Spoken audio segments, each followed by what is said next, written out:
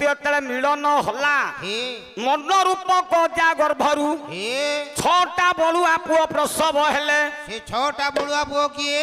काम एक क्रोध दुई लोभ तीन मोह चारि मद पांच आश्चर्य छ शत्रु किए आज्ञा की जे आम संपत्ति जे नहीं जाउची नहीं नहीं नामक जे बाड़ौची आउ ना जे दुआरे गाली करूची निकट रे जो छटा ओइरी आज्ञा शत्रुडा को व्यापिक अछंती हे हे यही तो प्रभु निकट रे पहुंचाई दउ नाहंती रे आज्ञा वास्तव में पैसा बर्त सब खर्च करूचे हेला ये शत्रु को जे न काटीची जी से ईश्वर प्राप्ति हेनी आहा कि प्रभु ताकू कृपा करिनी नहीं नदेव त्रिष्टति काष्टे नच मृडु में नच पाषाणे आहा आत्मज्ञानी मान को सिद्धांत मत भावे हम केवल हरि।